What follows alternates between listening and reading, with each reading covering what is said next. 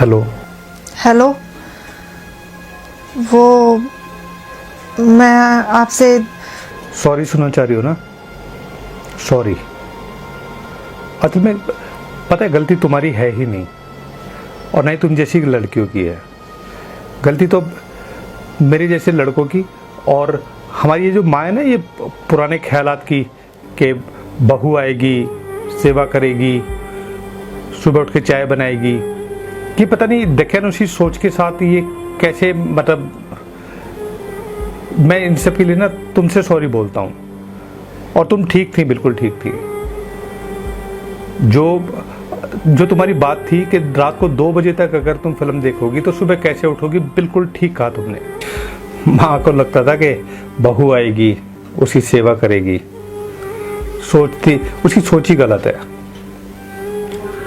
असल में उसकी सोच गलत पता है क्यों हो गई? क्योंकि बाबूजी के जाने के बाद उसने अकेले ने मुझे पाला पोसा, इतना बड़ा किया।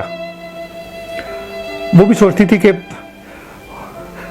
शादी हो जाएगी बेटे की और बहू आएगी, खुशियां आएंगी घर के अंदर। पागल है वो। जितनी बूढ़ी होती जा रही है ना, उतना ही सठियाती जा रही है। पागल। जानती नहीं कि अरे आजकल की लड़कियां घर पे काम करने को नौकरानी होना समझते हैं। और वो जो आजकल की लड़कियों का एक वो बात होती है ना कि सास कभी माँ नहीं बन सकती, ठीक कहती हैं वो। वाकई में सास कभी माँ बन ही नहीं सकती। जानती हो क्यों? क्योंकि सास तो हमेशा पीछे पड़ी रहती है। अब तुम्हारे पीछे पड़ी रही, बेटा टाइम से नहाया कर, बेटा टाइम से खाना बनाया कर, और ये रसोई में नहा धो के जाया कर। ये पता नहीं बूढ़े लोगों ने क्या ये संस्कारों का टोकरा अपने सर पर रखा हुआ है। उनको पता नहीं कि लाइफ कहां से कहां पहुंच गई है। मॉडर्न हो चुके हैं लोग, शायद नहीं जानती ना वो। उन्हीं पुराने रूढ़िवादी विचारों को ढोए जा रही है बस।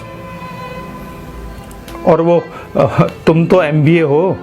सच में आजकल की कुछ लड़कियों को तो एमबीए करके लगता है कि उन्हें सब कुछ आता है।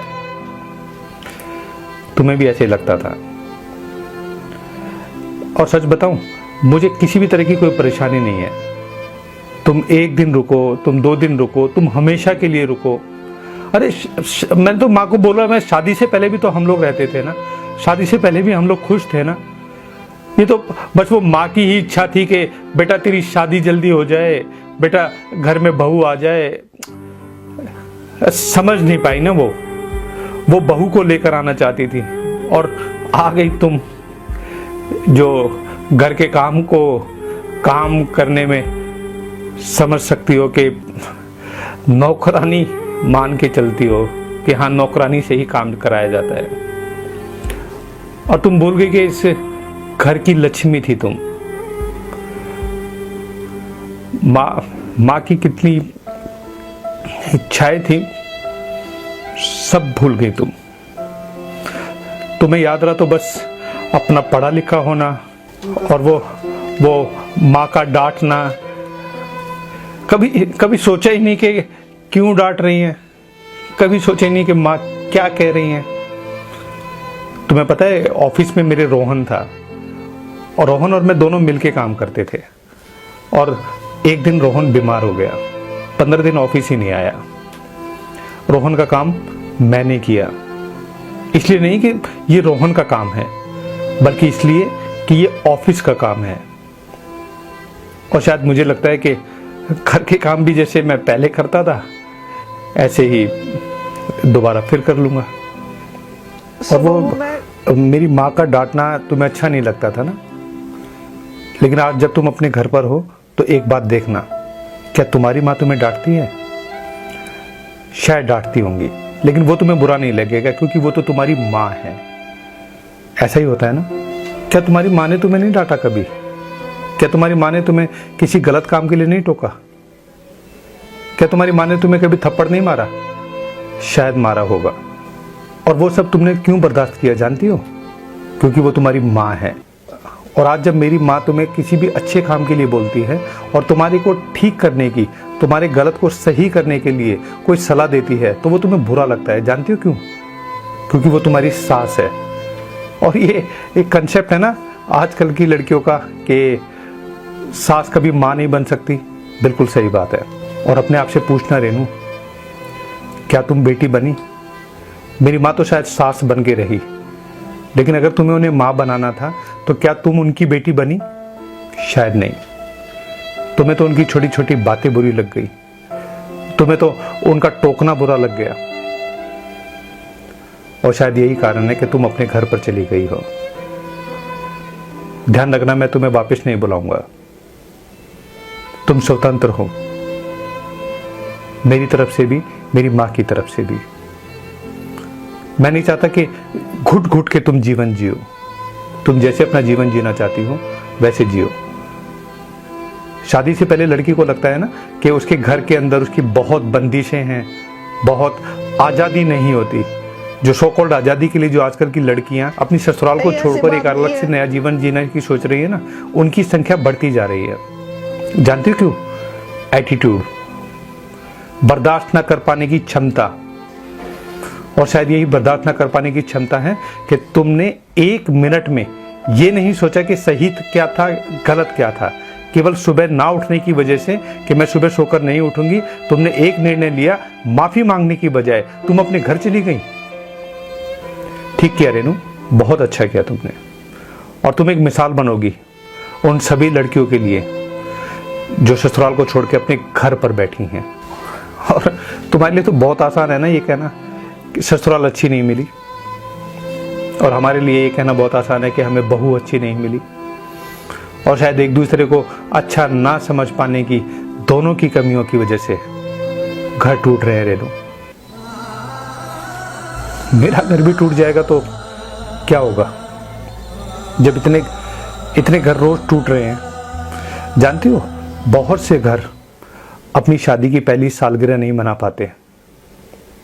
इसलिए नहीं कि वो मना नहीं सकते, बल्कि इसलिए कि एक साल के अंदर, एक साल से पहले ही लड़की अपने घर चली जाती है, लड़का अपने घर रह जाता है, और बीच में रहती है कि कौन गलत है कौन सही है। और तुम्हारी जैसी लड़कियों की तो सोच होती है ना कि मैं तो पढ़ी लिखी हूं, मैं तो नौकरी कर लूंगी, मैं तो अपना घर अपने आप चला लूंगी, मैं किसी के ऊपर डिपेंड नहीं हूं। काश ये डिपेंड वाली बात तुमने इस घर में कही होती। काश तुम मेरे साथ कंधे से कंधा मिला के खड़ी होती, एक और एक 11 बनकर। इस घर को ही नहीं, बल्कि तुम्हारे घर को ही नहीं, दोनों घरों को हम बहुत ऊपर तक लेकर जाते। तो मेरे पास तो बचा है सिर्फ काश और एक सॉरी। और वो तुम अपनी भाभी की कितनी तारीफ करती थी ना कि मेरी भाभी कितनी अच्छी है, भैया भाभी कितने खुश रहते हैं, और वो तुम्हारी माँ की कितनी सेवा करती है, कितनी तारीफ करती थी ना तुम। अब मुझे पता लग गया, अनपढ़ होंगी वो, अनपढ़ होंगी तभी तो ये काम कर रही होंगी। तुम्हारी तरह पढ़ी लिखी होती तो शायद 2 बजे तक फिल्म देखती, तुम्हारी तरह पढ़ी लिखी होती तो अपने घर पर रहती। उन्हें क्या जरूरत है यहाँ पर तुम्हारी मम्मी की बात सुनने की। लेकिन एक बात बोलूं, वो तुम्हारी मम्मी की सेवा करती हैं, और मैं जानता हूं कि तुमसे भी ज्यादा पढ़ी लिखी हैं। जानती हो क्यों करती हैं वो? क्योंकि वो जानती है कि ऑफिस में वो ऑफिसर हैं, लेकिन जब वो घर में होती हैं तो एक बहू की तरह रहती हैं, और एक बहू के फर्ज बहुत अच्छी तरह से न केवल वो जानती हैं बल्कि उनको निभाती भी हैं। और तुम तो वो कि मैं पढ़ी लिखी ऐसे कर करके अपने दिमाग के ऊपर जो तुमने एक फितूर बना लिया था कि हम पढ़े लिखे लोग ये नहीं करते, हम पढ़े लिखे लोग ये नहीं करते। बहुत ही विडंबना है कि तुम जानती हो कि सबसे ज्यादा तलाक भी पढ़े लिखों के बीच में ही हो रहे हैं। दूसरी तीसरी शादियां भी पढ़े लिखे लोगों के बीच में हो रही है। खैर, तुम नहीं समझोगी क्योंकि तुम पढ़ी लिखी हो ना, और वो तुमने तो वो MBA किया है ना। MBA की तुम क्या बोलती थी? मास्टर ऑफ बिजनेस एडमिनिस्ट्रेशन की मास्टर हो तुम। एक छोटे से घर का तो एडमिनिस्ट्रेशन तुम संभाल नहीं पाई, बिजनेस को क्या संभालोगी? और ये एमबीए जो है ना, तुम जैसी लड़कियों के लिए एमबीए का मतलब है मुझे बहुत आता है। तुम जैसी लड़कियों के दिमाग के अंदर ना एक फितूर घुसा हुआ है कि हमें बहुत आता है और सीखने को तुम तैयार ही नहीं हो। एक 2 मिनट की मैगी बनाने के अलावा तुम्हें कुछ आता था? और मेरी माँ ने केवल ये कहा कि बेटा मेरे साथ आ, मैं तुझे सिखाऊंगी। वो तो एक बेटी की तरह तुम्हें सिखाना चाह रही थी ना, लेकिन तुम्हारी सो कॉल्ड एजुकेशन तो अलाउड ही नहीं कर रही थी कि एक अनपढ़ से तुम सीखोगी। हाँ, सही किया तुमने, सही किया। शायद तुम्हारी जगह तुम्हारी जैसी कोई पढ़ी लिखी लड़की होती तो यही करती। और पता नहीं कहां पर दुनिया के किस कोने के अंदर कहीं ना कहीं पे एक लड़की वही कर रही है जो तुमने किया। तो तुम खुश रहो अपनी इस पढ़ाई के साथ, खूब ऊंची तरक्की करो, अकेली रहना। मेरी तरफ से तुम आज़ाद हो। यही स्वतंत्रता चाहिए थी ना तुम्हें, यही आज़ादी चाहिए थी ना। तुम 1 दिन रुको, तुम 2 दिन रुको, तुम हमेशा के लिए रुको, मुझे कोई फर्क नहीं पड़ता। सॉरी मेरी माँ की तरफ से जो तुम्हारे सपनों को तोड़ा। सॉरी मेरी तरफ से, गलती तो सॉरी। और तुम मेरी तरफ से आजाद हो। खुश रहना और अपना ध्यान रखना। All the best.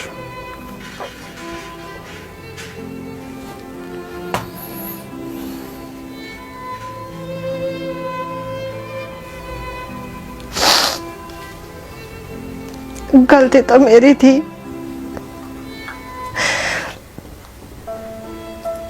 मैं तो बस आपसे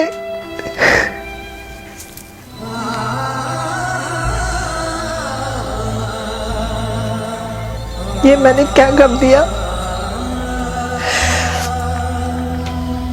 अपने बसे बसाए घर को उजाड़ दिया।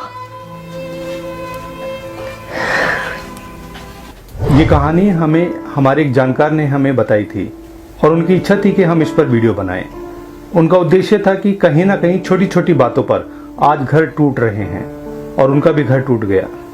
और यकीन मानिएगा कि उससे आगे की कहानी बताने की आवश्यकता नहीं है। उस व्यक्ति का नाम लेना भी यहाँ पर कोई ज़रूरत नहीं है, क्योंकि ऐसे घर आपको आसपास में कहीं ना कहीं पे जरूर मिल जाएंगे जो अपनी एक पहली एनिवर्सरी तक नहीं मना पाए, उससे पहले ही लड़के लड़की के अंदर कोई ना कोई डिस्प्यूट हुआ और लड़की अपने घर पर बैठी है, लड़का अपने घर पर बैठा है। हम ये भी नहीं कहना चाहते कि पढ़ाई लिखाई गलत है, हम ये भी नहीं कहना चाहते कि पढ़े लिखे लोग ही ऐसा करते हैं, लेकिन जो लोग भी ऐसा करते हैं उनका पढ़े लिखे होना या अनपढ़ होना कोई फर्क नहीं पड़ता। क्योंकि कुछ लोग जहां जोड़ने के लिए काम करते हैं वहीं कुछ लोग तोड़ने के लिए काम करते हैं। इसको लेके 2 लाइनें मैं आप सभी से कहना चाहूंगा कि गलत गलत होता है चाहे कोई भी करे, और सही सही होता है चाहे कोई भी ना करे। हम मानते हैं कि लड़कियों का पढ़ा लिखा होना बहुत ज़रूरी है, उनका अपने पैरों पर खड़ा होना बहुत ज़रूरी है, लेकिन इसका मतलब ये नहीं है कि एक लड़की होने के नाते वो अपनी संस्कृति अपने कल्चर को भूल जाए। मानते हैं कि शादी के बाद लड़की के कांधों पर बहुत सारी जिम्मेदारी आ जाती है, उसके पूरे परिवार की जिम्मेदारी उसके अकेले के ऊपर होती है। लड़का हो या लड़की, अगर अपनी जिम्मेदारियों को अच्छी तरह से नहीं निभाते तो कहीं ना कहीं वो परिवार बिखर जाता है, टूट जाता है। सैक्रिफाइस, कंप्रोमाइज, ये सब शब्द हैं, लेकिन कहीं ना कहीं किसी रिश्ते को निभाने में इन सब का इस्तेमाल भी किया जाता है। ऐसे ही परिवारों के अंदर बहुत बड़ी बड़ी लड़ाइयों को बहुत कम समय में और उचित समय पर सॉरी बोलकर खत्म किया जा सकता है।